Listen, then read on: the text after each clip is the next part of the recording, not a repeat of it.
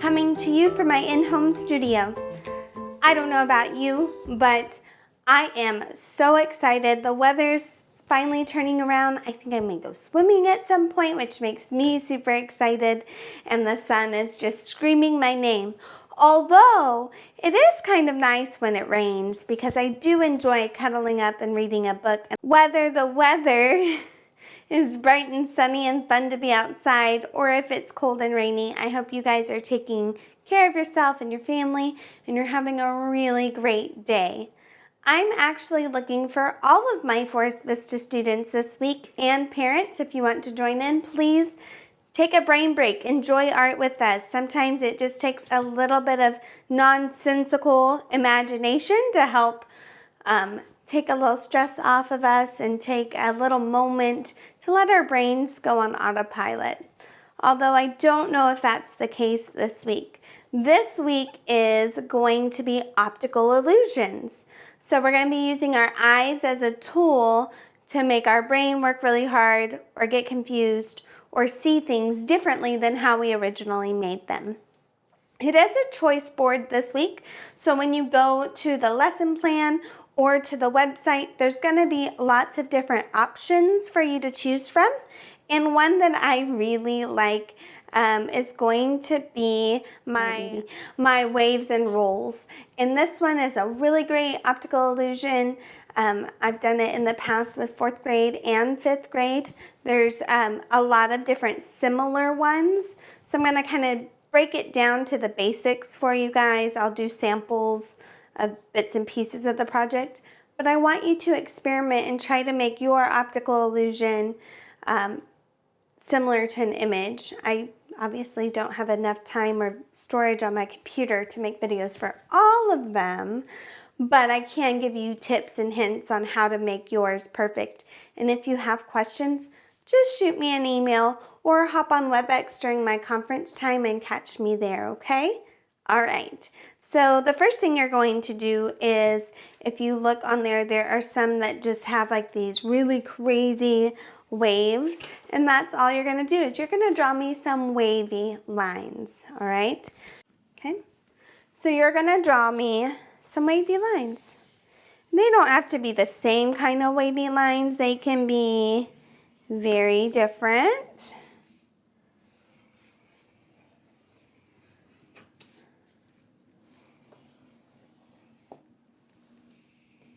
I do want you to draw an even number of lines, and that's going to give you an odd number of almost like pillars, okay?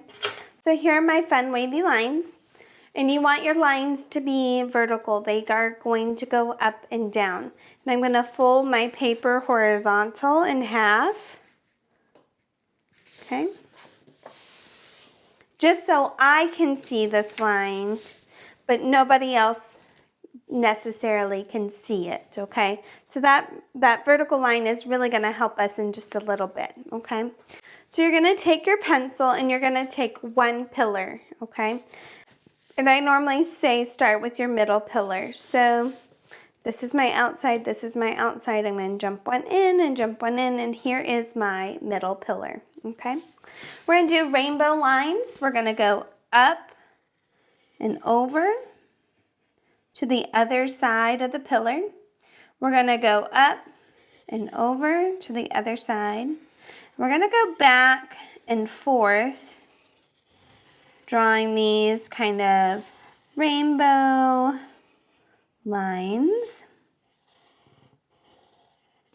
Okay.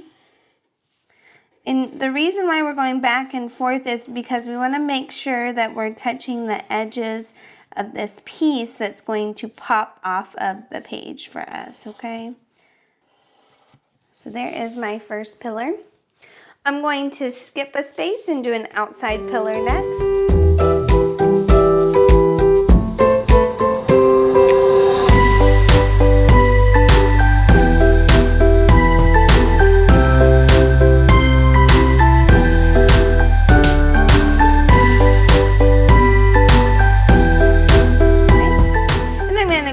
Jump on over to my other one where I skipped a space from the middle and jump over here.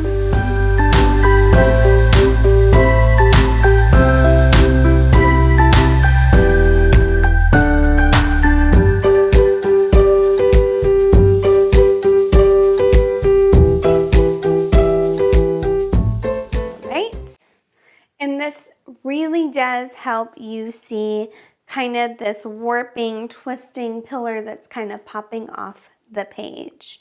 Now, what I'm going to have you do this time is you're going to just rotate your artwork so that those pillars are now at the bottom of closest to your belly button.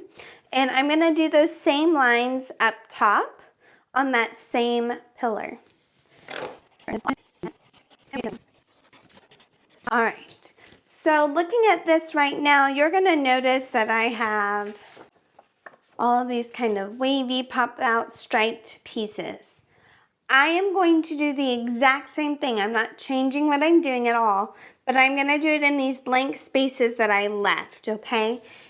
This is where your brain starts to work and really kind of get confused if you're not paying attention. So make sure you're super focused on what you're doing so we don't make a mistake. Not that mistakes are bad, because there's always a way to fix it. But wouldn't it be so much easier if we didn't have to fix them in the first place? Okay, so I'm going to turn my paper over, start at that folded line, and I'm going to go up and over. Kind of get into a rhythm and emotion as you do this. This is what it looks like when it's all finished, which is super awesome and exciting. And then you're going to kind of decide whether you want a whole pillar to be a singular color. Do you want the stripes to be different colors? Look at the examples and really decide how you want yours to look, because I put examples of all of them on there, which is super helpful for someone who is trying to figure this out on your own. I'm really trying for you guys to work independently this week and really kind of trial and error and try things that work and things that may not work.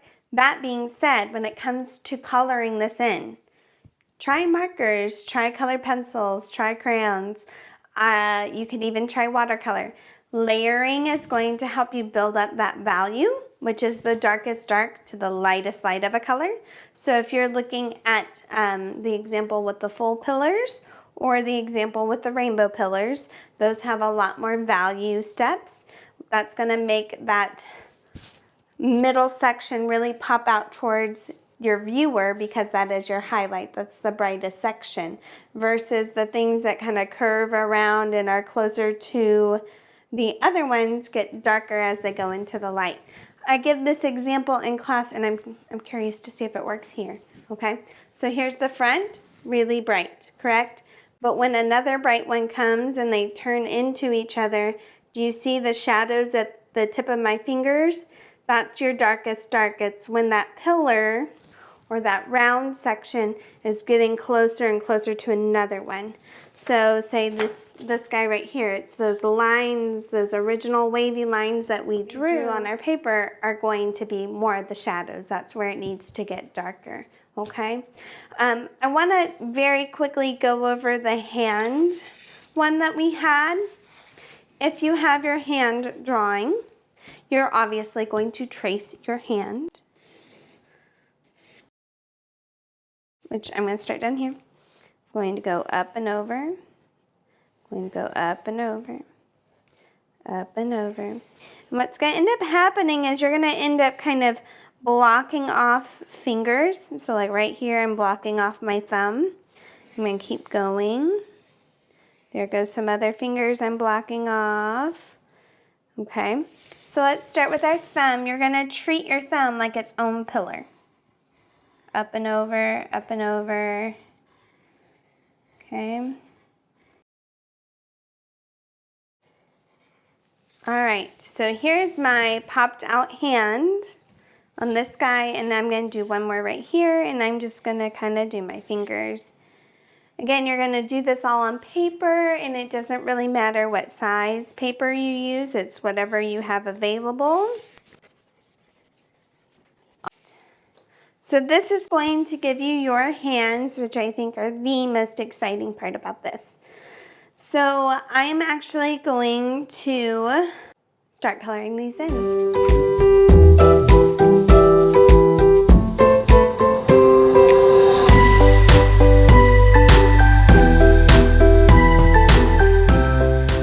To really make your kind kind of pillars pop out, it's all about value. It's that darkest dark to the lightest light that I was talking to you earlier. And the best way to make it look realistic is to continue the curve of your pillars. So I am, you know, going out and in, where my shadows are going to be. My darkest part of my shadow is going to be closer to the edge of that pillar. And I really want it to be kind of smooth, so take your time. I'm actually using a purple color pencil on this. I can use blue, and I will end up using black in just a little bit. But because it's an entire pillar, I'm able to kind of build that layer up. I did it 2 different ways so you can kind of see the difference between, you know, making the lines follow the wavy lines versus making it flow kind of that 3D line. So I'm going to let you guys experiment and try and see what you like best. So depending on what you want yours to look like, you can use different types of lines. You can also use white for your highlights. So I went in actually with a highlighter first. And if you want kind of your inside to kind of pop, you're going to need to find some very middle section to kind of bring out that white, vibrant color pencil. So this would be a really good place to start. So you could do all of them the same color, or we could do a color pattern where you do, you know, 2 different colors. Maybe I'll do that.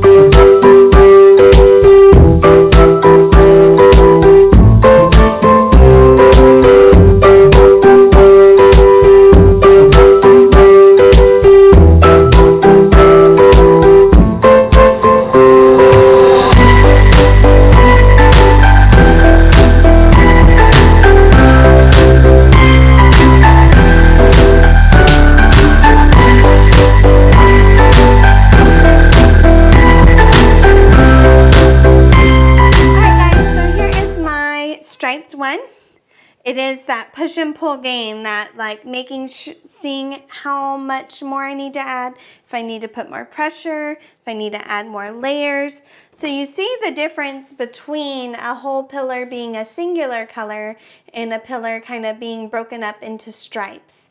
So that is an artist's decision, that's your decision, and that is how you can figure out and play with how you want your optical illusion to look like. I don't want to do the whole thing because I want to see what you make and how you create it.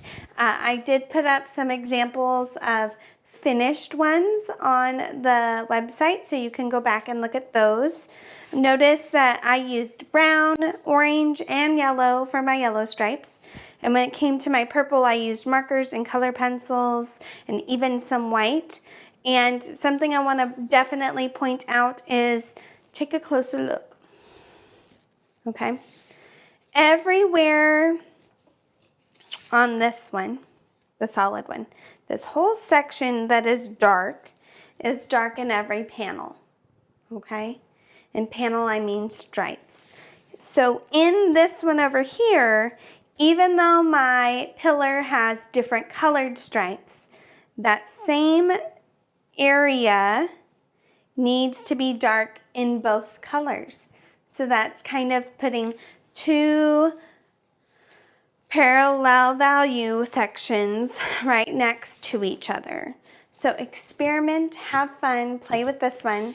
Let's go back to our hand real quick. I know in the hand example, you could do this with your hand, and that would be really cool and interesting. You can kind of tell what it would be like because look at this one right here. That's kind of like a finger, right? And these guys too. So you can kind of see what they would be like if you were to do it that way, which is totally fine. In the example, they did obviously Sharpie, and they just did black and white stripes in the background. They did black Sharpie on the hand, and then they did like lime green inside. So I think what I'm going to do is do the hands really quickly, And then I want us to explore and try to figure out the background. But I think that's going to be easiest to kind of understand after our hands are finished.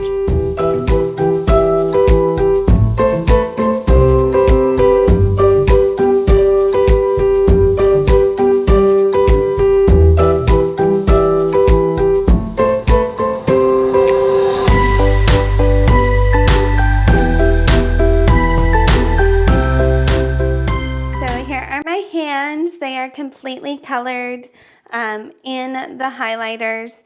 And then what we're going to do next is we're going to try to decipher how we're going to do this like optical illusion that is the pillar in between them. So I think I'm going to start down here at the base, and I'm going to find my pencil, and I'm going to find a circle. I'm going to put a circle here. I think this is a good place. I'm going to put a circle over here is a good place. And let's try this, okay? This circle is going to pretend like it is the middle line, our folded line, right here. So this line is how we're going to do the rainbow all the way across, okay? So I'm going to actually kind of draw a line through it just to help me out. And we're going to draw light until we get it right, okay?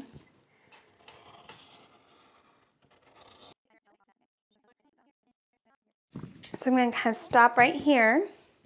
I'm going to go down here. I'm going to figure out where that folded line is. And I'm going to go up and over.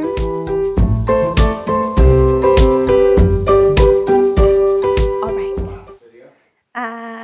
No. So this is that crazy optical hand.